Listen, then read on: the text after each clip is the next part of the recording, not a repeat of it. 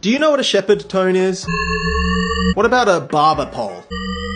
Okay, well let's start there, because I want to talk about a French music trope. So a barber pole is this thing that you've probably seen outside of, well, a barber shop. And the almost interesting tidbit about this little red, white and blue oscillating pole is that it is a vestige of the early days of the barbering profession, back in the Middle Ages when barbers were, for some reason, also surgeons and dentists. Anyway, what I always find fun about going to these modern, albeit less traditional and therefore traitorous barbershops is letting my eyes and brain play with the optical illusion that is the rotating barber pole, flicking between the boring reality of a spinning pole with spirals on and the magical world-breaking mirage where red, white and blue stripes are emanating out of nowhere, lurching their way up a cylindrical perspex tube and then dissipating out the top of the tube and into the fourth dimension. Wind. What's more fun than an optical illusion? Well, a night out on MDMA, but that's not what I'm here to talk about. I'm here to talk about a shepherd tone, which is an auditory illusion which can be easily compared to the very visible illusion I just laid out in the opening. 2 minutes? Jesus Christ. Now I will get to French pop music eventually, I promise. Just stick with me here. A shepherd tone operates identically to a barber's pole, just using the audio frequency spectrum rather than a spinning piece of perspex. For anyone who isn't musically or audio minded, the audible frequency spectrum for human hearing runs from 20 Hz, very low sounds like this, up to 20,000 Hz, very high sounds like this.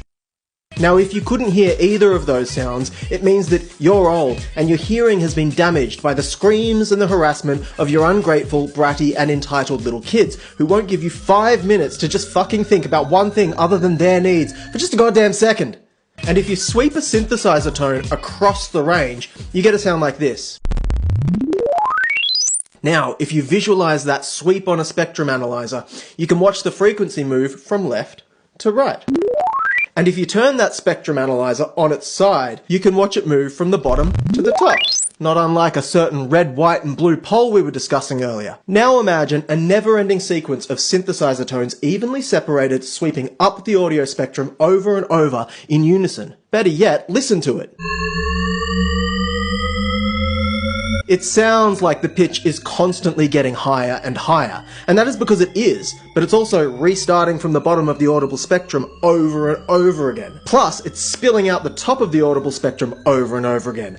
That is what creates this barber pole-like illusion. So here we have laid out the base principle of the shepherd tone, named after an old black and white photograph of this nerd called Roger Shepard. This is a tool often used to build suspense or create tension, both in sound design and in music. One of my favourite artists, the Chemical Brothers, often lean heavily on this trick, as evidenced in this never-ending build from their 2010 epic, Escape Velocity. It's also used in my incredibly underappreciated song, Static.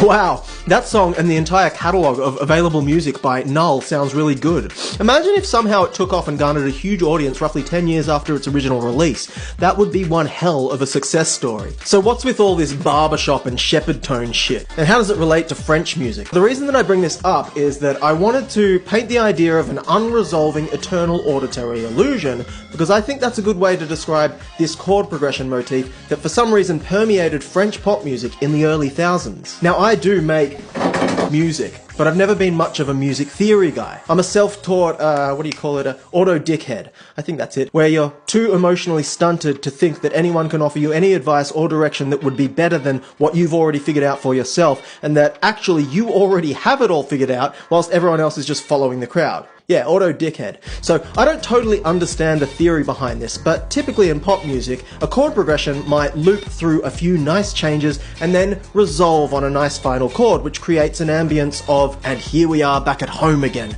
ready to head back out on the journey through the same chords. But for some reason, the French really like to place that resolute home chord, otherwise known as the tonic, right in the middle of the progression instead of at the end. I love the sense of propulsion that it creates. This technique allows artists to loop those same 4 chords over and over again over a 7-minute long song without losing my attention, because I just want to keep swinging around with it. are serial offenders.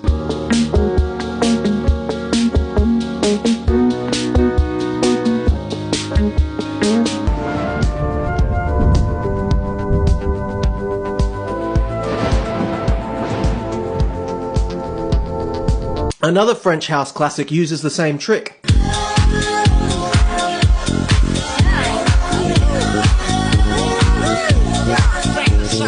And another.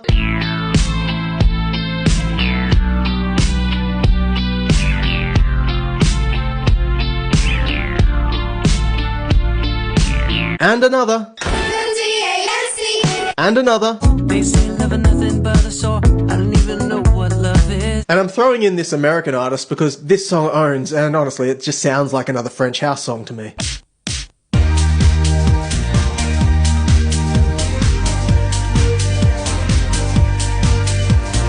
But the song that I've been absolutely smashing the dick out of this week is by another French artist whose first few albums are really special, Sébastien Tellier.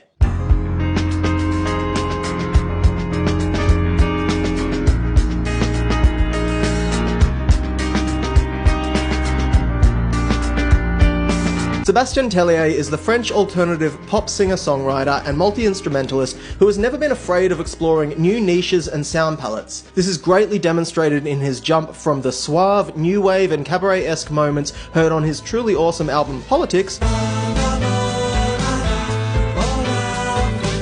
to his follow-up Sexuality, which was produced by Guy Manuel de Homem Christo of Daft Punk, filled with shiny, sexy electronic jams.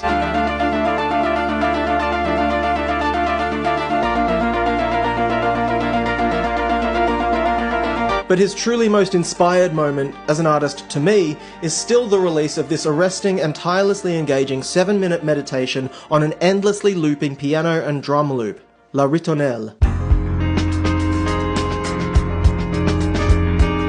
This song has been moving and affecting people since its release in 2004, and the reason it resonates so strongly with audiences is down to its propulsive, eternal chord progression, which hooks you instantly, employing a monumental sense of ennui and melancholie with such verbosity that it's impossible not to be moved by this beautiful song.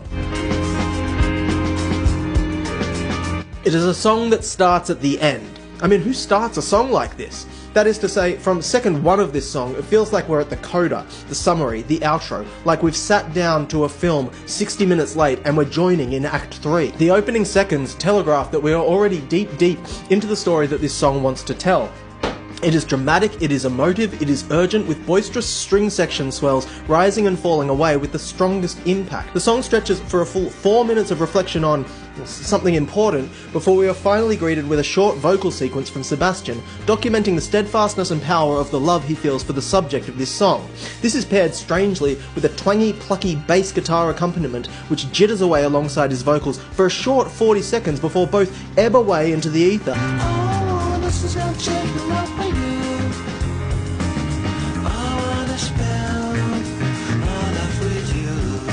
And the haunting chords ride out into the sunset for a further 2 minutes, still looping on and on like that shepherd tone, like that barber pole. And I can't look away from the damn thing. My barber could be screaming, "Next!" and making fierce eye contact with me, shaking down a fresh smock and indicating at the empty chair in front of him. But I will still be staring deep and interrupted into the barber pole that is Sébastien Tellier's La Ritournelle. It is one of the most impressive auditory illusions performed to date by yet another French artist.